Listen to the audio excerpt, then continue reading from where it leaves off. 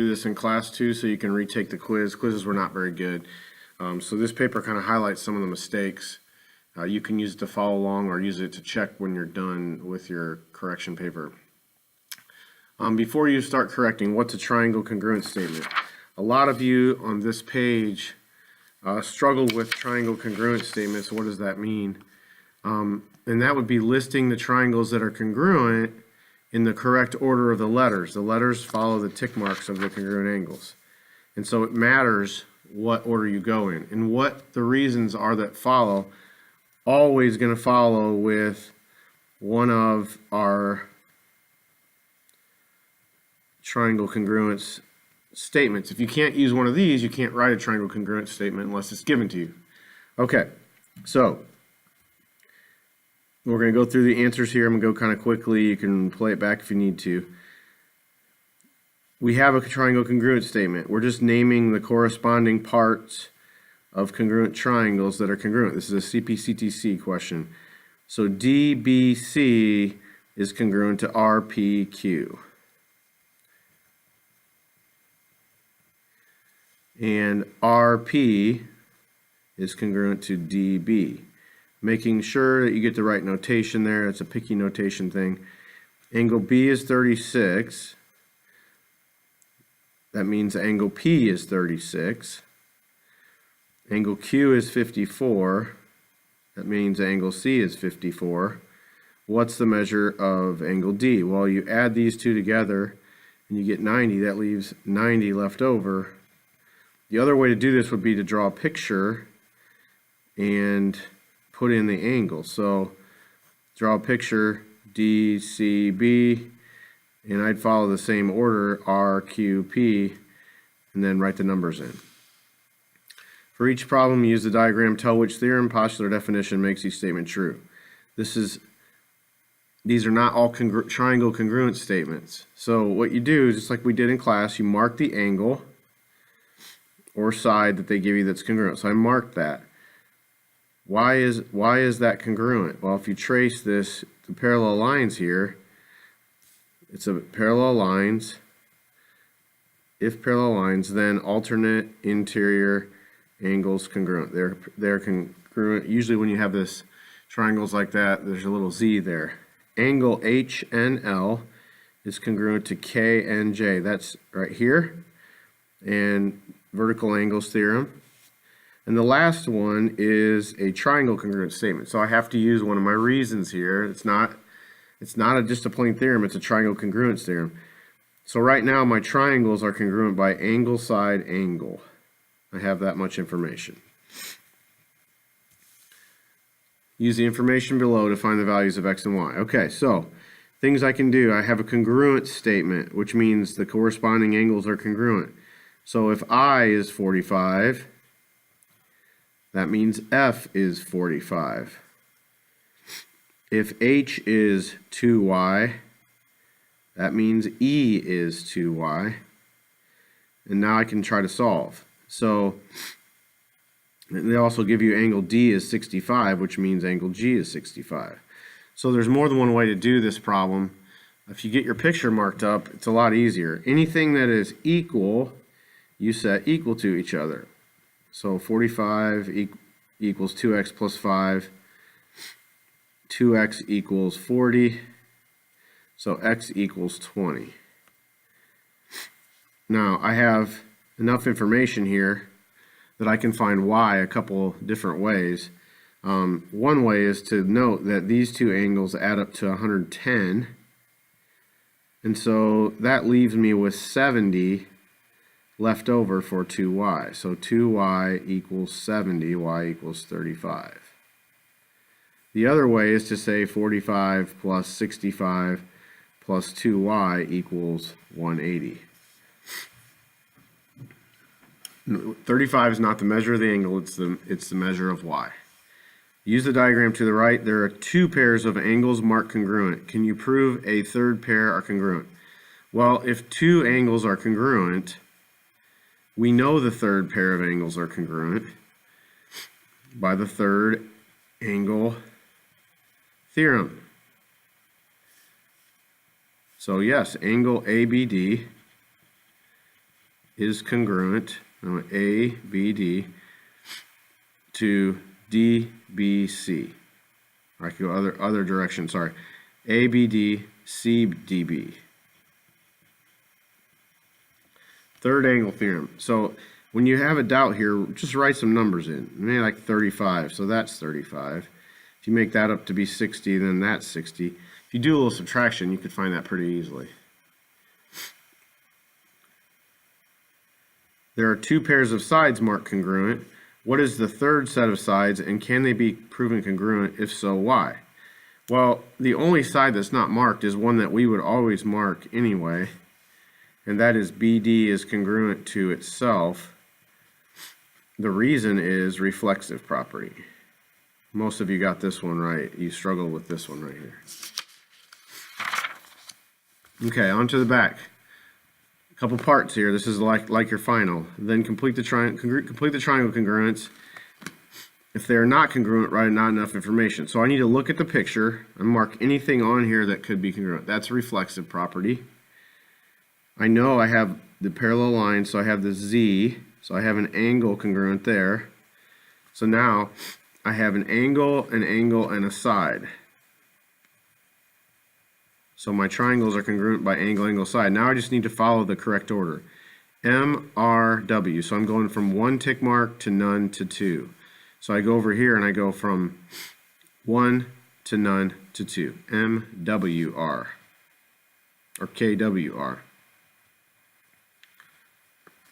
Follow those marks so you make sure you get the order right. Okay, the next one. I see out here I can already mark this congruent. And I look at my picture and it says angle, side, and a side. I have to have the angle in between it. Angle, side, side is not a property we have. So I look, is there anything else, any parallel lines, anything else? Nothing else. So not enough information. So if there's not enough information, can't put that in. Okay, go to number 12. Again, the triangles are sharing a side. So I mark it congruent by reflexive property.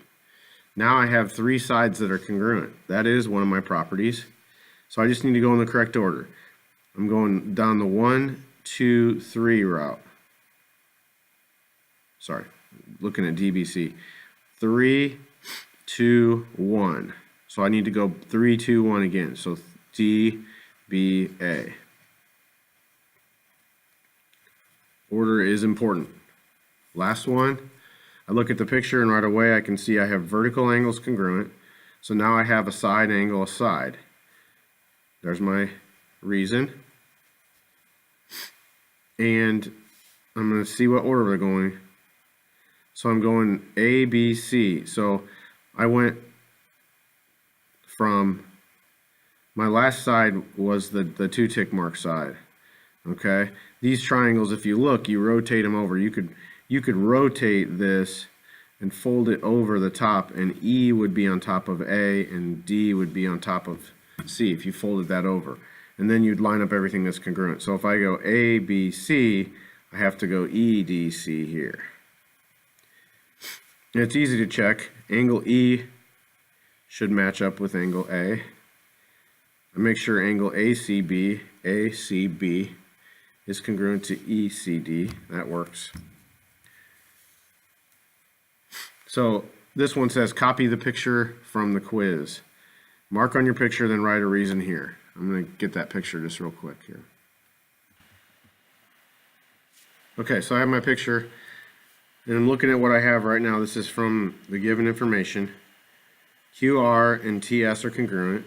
That's already on the picture, and I have parallel lines. So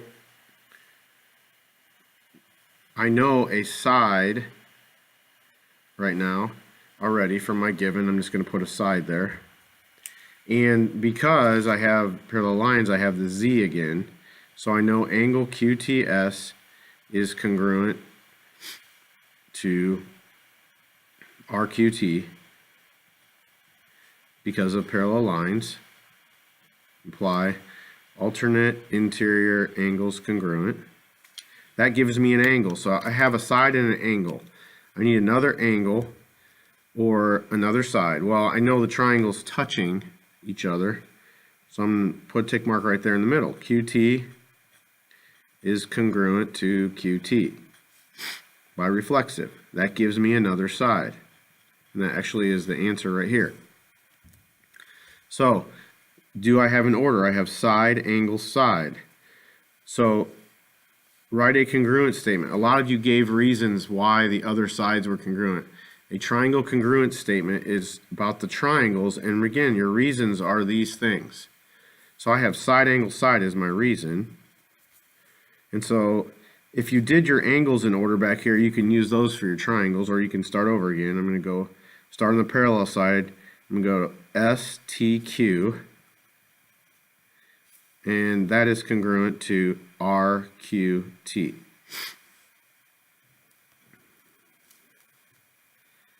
So I went from S through the parallel side, one tick mark, to the double angle. So I start up here, R, through the parallel side, one tick mark, through the double angle. The order is important, R, Q, T.